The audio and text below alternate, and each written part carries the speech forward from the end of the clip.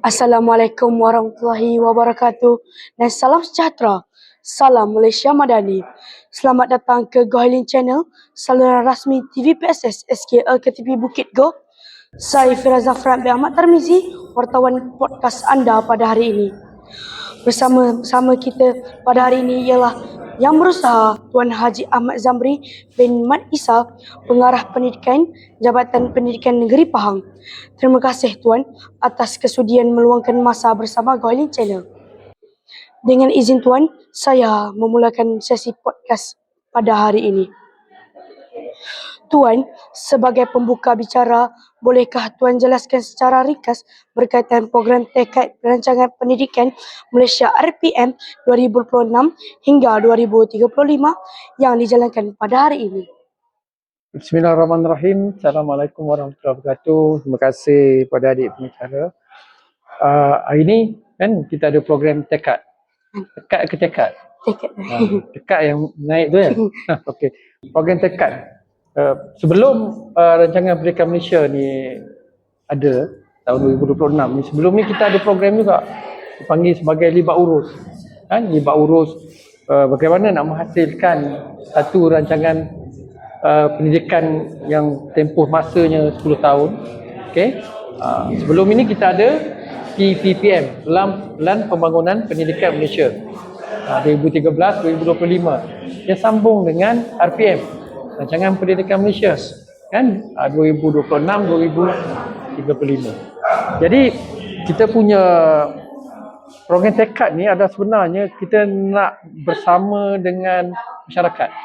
Kita ada ketua-ketua jabatan, kita ada PIBG, kita ada PIBKS, kita ada ibu bapa, kita ada masyarakat, kita ada guru dan sebagainya.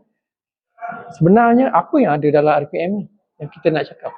Apa dia fokusnya, apa dia tumpuannya, kan? Apakah perkara yang nak kita laksanakan sepanjang 10 tahun ini? Itu perkara yang sangat penting. Supaya apa? Supaya semua orang bercakap dan bertindak secara bersama. Tak adalah nanti kalau sekolah cakap macam ni, nanti ibu bapa kata, kenapa sekolah bercakap buat macam ni? Jadi sekolah, ibu bapa, masyarakat akan buat benda yang sama.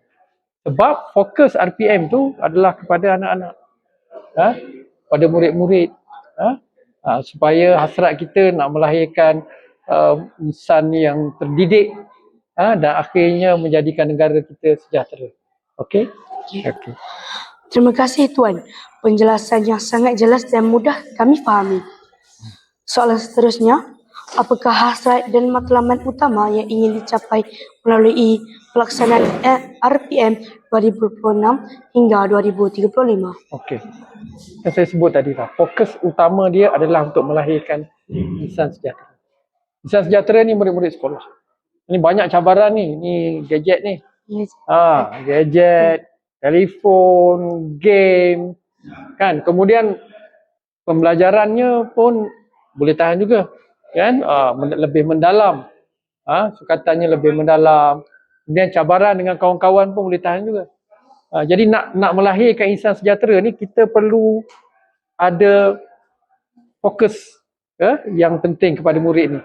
Yang pertama sekali nak menghasilkan murid yang beradab, beradab. Yang kedua yang berilmu. Berilmu ni pandai lah, bijak, cerdik, kan. Kalau ada pentafsiran tu dapat keputusan yang terbaik. Okey, kalau masuk co-curriculum tu dapat pencapaian yang tertinggi, kan. Sasiahnya bagus. Okey. Kemudian kita nak juga murid-murid yang berkeyakinan, dan murid-murid yang berdaya saing. Itu perkara-perkara yang kita nak. Dan perkara ini ia berlaku dengan beberapa perhatian yang kita akan beri kepada elemen seperti access dan equity, kan. Semua orang dapat. Tak kira dia murid pendidikan khas ke, murid biasa ke, orang kaya ke, orang miskin ke, duduk di bandar ke. Bukit Goh ni pinggir bandar. Tak lama nanti jadi bandar dah, kan. Sekolah di pinggir bandar. Jadi semua orang dapat perkara ni, semua pihak merasai perkara ni. Pada masa yang sama, di sekolah tu bukan ada murid saja, ada cikgu, ada guru besar, ada ibu bapa. Jadi semua tu dapat melaksanakan peranan dan tugas masing-masing untuk memastikan capainya matlamat ini. Okey? Terima kasih Tuan. Semoga hasrat murni ini dapat direalisasikan bersama. Sebagai murid sekolah rendah, apakah perubahan positif yang boleh kami jangkakan hasil daripada pelaksanaan rancangan ini? Okey. Untuk sekolah rendah ini fasa yang paling penting sekali. Sebab di sekolah rendah ni, dia mula daripada prasekolah. Prasekolah 5 tahun, 6 tahun. Di prasekolah ni kena belajar, menyesuaikan diri. Macam mana nak jadi murid sekolah rendah? Bila masuk di sekolah rendah ni, yang pertama sekali adalah pembentukan karakter. Yang ni benda yang paling penting. Sebab karakter ni, dia bukan bawa kita sampai sekolah menengah. Bukan sampai universiti. Sampai kita tua nanti. Bagaimana karakter kita di sekolah rendah tu, kalau kita menjadi seorang yang pendiam, pendiamlah sepanjang ke depan kita. Kalau kita menjadi seorang yang ceria, orang yang suka tolong orang yang terbuka, positif, insya-Allah nanti di peringkat yang lain dia akan jadi positif. Sebab semakin awal usia, apa yang kita dapat ni dia akan masuk dalam otak kita. Kita panggil subconscious mind. Minda bawah sedar. Kita buat benda tu kita tak sedar pun. Itu adalah watak kita. Jadi first dari sekolah rendah, pastikan karakter tu tumbuh dengan baik. Jadi orang yang proaktif, jadi orang yang baik, jadi orang yang suka menolong, orang yang prihatin, orang yang menjaga kebersihan. Jadi semua benda tu kita nak dapat. Sebab itu dalam kita punya pentafsiran bilik darjah tu, dulu kita ada cerita murid tu dia mula-mula dia tahu. Lepas tu dia faham. Bila dia dah faham dia boleh buat. Boleh buat sesuatu macam hari ni. Adik dah boleh mengancarakan, dah boleh buat. Bukan dah boleh buat, juga dia dah boleh menjadi contoh. Dia dah amalan yang terbaik, orang lain boleh buat. Itu perkara-perkara yang boleh penting.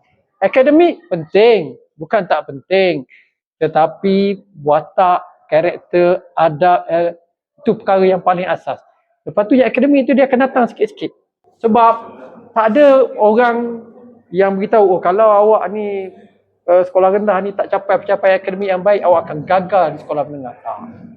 Setiap fasa tu ada kejayaan masing-masing. Tentulah kita nak jadi orang yang bagus, matematiknya bagus. Saya ingat satu lagi, untuk sekolah rendah ni basic saja. Kuasai matematik asas, CP. Apa CP tak? CP 12, tahun 6 tu mesti boleh CP 12. Sebab tuan-tuan, kenapa kita nak CP tu dia hafal? Ada kita nak otak kita ni laju. Otak ni macam sekarang ni di Pahang, sekolah-sekolah yang cemerlang tu sekolah tahfiz. Sekolah-sekolah yang ramai murid tahfiz. Kenapa? Kerana dia ada kemahiran yang orang lain tak ada. Hafazan. Yang itu kemahiran yang kita dah lama tinggal. Sebab itu anak-anak di sekolah rendah belajar bagaimana cara nak menghafal. Kerana nanti insya-Allah lepas kita boleh hafal, nanti lebih mudahlah kita memahami dia. Okey? Terima kasih. Alhamdulillah, perkongsian ini memberi semangat kepada kami sebagai murid. Pada pandangan Tuan, apakah kemahiran yang paling penting untuk murid kuasai bagi menghadapi dunia masa depan yang dipengaruhi oleh teknologi dan kecerdasan buatan atau AI? Okey. Perkara yang paling penting sekali adalah jangan berhenti belajar. Kalau dalam bahasa Inggeris dipanggil long life learning. Jangan kita berhenti, aku dah habis sekolah rendah, habis. Sekolah menengah tak nak belajar. Sebab dah cemerlang sekolah rendah, no. Habis sekolah menengah. Kan? Berhenti tak nak belajar. Sekarang ni, nak sebut atuk tua sangat. Kan? Pakcik lah kan. Pakcik ni sekarang belajar. Belajar apa? Belajar guna AI. Tak tahu guna AI. Kena belajar guna AI. Sebab itu kita jangan berhenti belajar. Dan belajar kita ni tak semestinya di sekolah saja. Semua tempat boleh ada. Kita dengan di kampung kita tengok orang buat majlis kenduri kendara. Apa yang kita belajar? Kerjasama. Yang itu yang kita belajar. So jangan berhenti belajar. Long life learning. Perkara yang kedua, mesti tahu buat keputusan yang betul. Macam mana nak buat keputusan? Kena fikir dulu. Keputusan kita ni baik atau tidak baik. Keputusan kita ni ada kesan tak pada orang lain atau diri kita? Apa saja kita buat, mesti ada kesan. Kan? Contohnya, kalau kita nak main mercun, kalau kita baling kat orang, seronok tak? Memang kita seronok. Tapi, perbuatan kita tu baik ke tak baik? Kalau pergi pada orang tu, Dia cedera ke tak cedera? Kena fikir dulu. Bila kita dah fikir, barulah kita bertindak. Itu kemahiran buat keputusan. Ketiga, kemahiran nak menyelesaikan masalah. Semua kita ada masalah. Hari ni kalau kita pergi sekolah, saya pelajaran saya tak bagus lagi.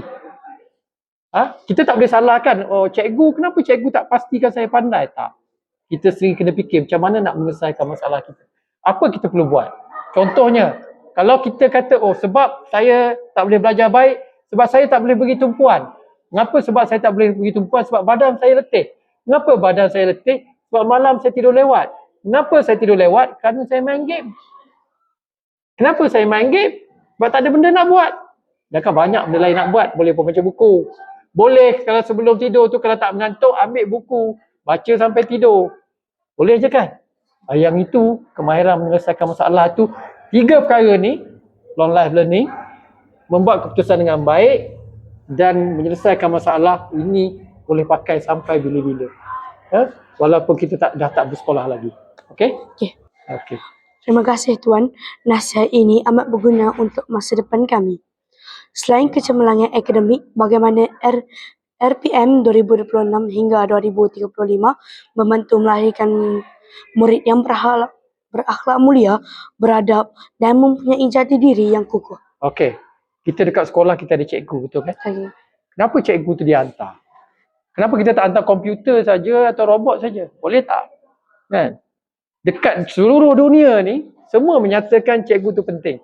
Tak ada mana satu dunia, tak payah. Kita hantar AI, kita hantar robot, cukup. Tak. Kerana cikgu tu dia akan tengok kita dan dia akan reflect balik. Dia ni masih lagi belum baik. Dia ni nakal dan dia akan tegur kita. Oleh sebab itu, dengar cakap cikgu. Okey? Saya amat bersetuju Tuan. Akhlak yang mulia ialah asas kejayaan. Apakah pesanan dan harapan Tuan kepada semua murid di negeri Pahang agar terus cemerlang dalam pelajaran dan menjadi insan yang berguna kepada agama, bangsa dan negara? Okey. Pahang ni kita ada satu slogan. Pahang first. Pahang first. Kenapa Pahang first ni ya? Pahang ni besar tau. Pahang ni besar. Dan dia besar bukan sebab dia besar saja. Dulu Pahang ini, dari segi sejarahnya, semua wilayah-wilayah tu ada orang yang memerintah. Dan orang-orang ni hebat. Pahang pernah tolong Selangor berperang. Pahang pernah pergi ke Terengganu. Besar. Sebab itu, bila kita sebut Pahang first ni, kita nak anak-anak kita di Pahang ni ada semangat itu. Semangat Pahang first itu. Berusaha untuk menjadi yang terbaik. Kan? Tak kira lah di sekolah rendah ke, di sekolah menengah ke, apa saja bidang. Tak semestinya akademik. Kan? Kadang-kadang kalau sekolah kita bersih, bagus, cantik, kemas, kita dah boleh jadi sekolah Pahang first yang baik. Kan? Jadi oleh sebab itu anak-anak di Pahang ni, yang pertama, kita kena pastikan diri kita ni adalah orang yang terbaik. Untuk kita, untuk ibu bapa kita, untuk sekolah kita. Kan? Lepas itu, barulah kita meneroka kepada dalam bidang-bidang ni. Bidang akademik, kurikulum, sukan dan sebagainya. Okey? InsyaAllah Tuan, pesanan ini akan kami jadikan panduan. Soalan terakhir, Tuan, jika diberi peluang menyampaikan satu kata-kata semangat kepada semua murid di negeri Pahang dalam satu ayat, apakah pesanan Tuan ingin tinggalkan kepada kami? Okey. Kalau satu ayat saja kan, untuk anak-anak di Pahang ni, kalau dalam bahasa Inggeris tu, kita kata bring out the strongest thing from your heart. Maksudnya kena keluarkan apa yang ada dalam diri kita tu. Potensi itu kita ada. Tetapi sama ada kita nak keluarkan atau tidak keluar tu, kita tanya diri kita sendiri. Bring out your best. Keluarkan yang terbaik dalam diri kita. Terima kasih. Terima kasih Tuan. Kata-kata ini pasti menjadi inspirasi kepada semua. Terima kasih yang tidak terhingga diucapkan kepada yang berusaha, Tuan Haji Ahmad Zamri bin Ahmad Isa, Pengarah Pendidikan Jabatan Pendidikan Negeri Pahang, atas kesediaan meluangkan masa serta berkongsi pandangan bersama kami. Semoga segala perkongsian yang disampaikan menjadi pembakar semangat kepada kami semua. Sebelum saya mengakhiri podcast ini, izinkan saya menyampaikan sebuah pantun. Kalau mencari tempat berteduh, pohon rendang menjadi pilihan. RPM disemai bersungguh-sungguh, pendidikan gemilang, negara cemerlang. Saya Fira Zafran bin Ahmad Tarmizi, wartawan Gohilin Channel mengucapkan ribuan terima kasih kepada semua yang mengikut podcast ini. Assalamualaikum warahmatullahi wabarakatuh dan jumpa lagi.